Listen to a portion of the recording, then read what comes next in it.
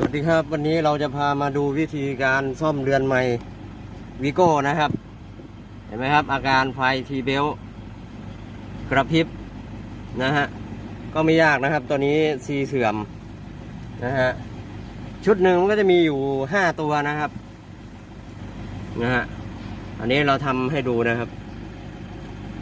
ก็คือตัวเลขดิจิตอลก็จะไม่ขึ้นนะครับเข็ม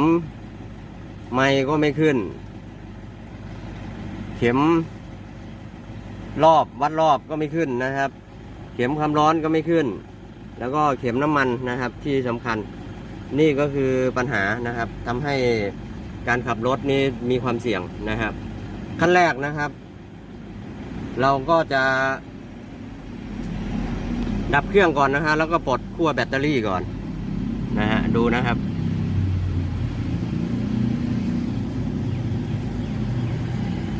ก็เดี๋ยวเราจะดับเครื่องก่อนนะครับ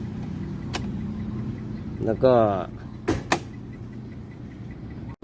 นี่คือขั้วแบตเตอรี่นะครับเราจะทำอะไรก็แล้วแต่นะครับที่เกี่ยวกับระบบไฟรถยนต์นะครับเราต้องปลด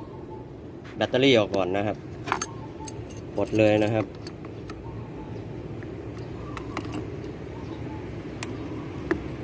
คลายออกเลยนะครับขั้วบวกนะครับเพราะขั้วลบมันไปทั้งคันอยู่แล้วนะครับคลายออกเลยนะครับแล้วก็ดึงออกนะครับ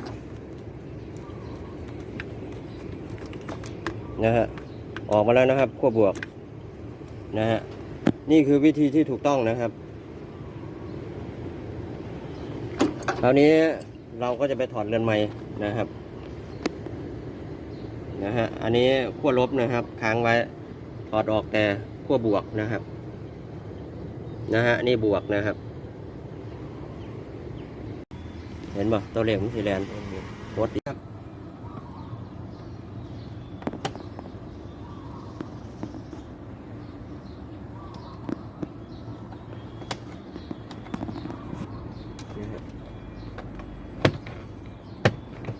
ก่อนอื่นนะครับต้องปลด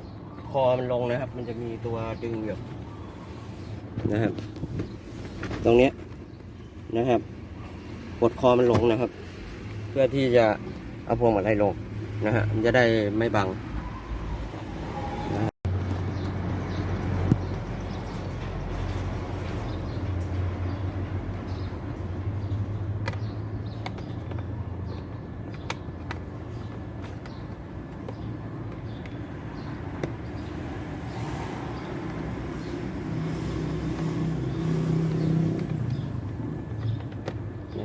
ออกมาแล้วนะครับ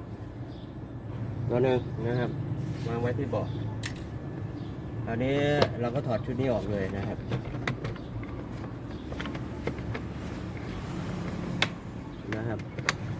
ออกมาแล้วนะครับโอ้ดูสภาพนะครับดับต่อมานะครับมันจะมีน็อตอยู่3ตัวนะครับ1ตัว2ตัวนะครับแล้วก็ข้างบนอีกตัวหนึ่งนะครับ3ตัวเราก็จะถอดออกเลย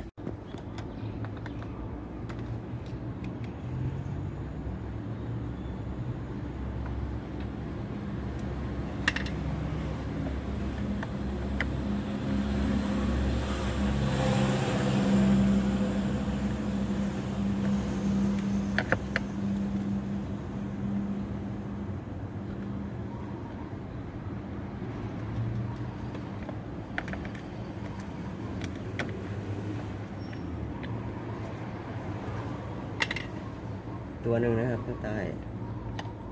เห็นไหมอาจารย์นี่นะครับไม่ยากครับกดออกมาแล้วนะครับเราก็ดึงออกมาเลยชุดไม้นะครับนี่คือชุดไม้เราจะเห็นปลั๊กมันนะครับวิธีดึงออกจะไปดึงอย่างนี้นะครับสายขาดกดตรงเนี้ยตรงกลางนะครับเห็นไหมครับกดแล้วก็เอาออกได้เลยนะครับง่ายๆนะครับอันนี้คือเรือนไม้นะครับที่เราจะเอาไปซ่อมนะครับอันนี้เราจะ เดี๋ยวนะครับ เดี๋ยวเราจะไปซ่อมกันเดี๋ยวผมจะให้ดูว่าทำยังไงนะฮะอันนี้ก็คือช่องของมันนะครับ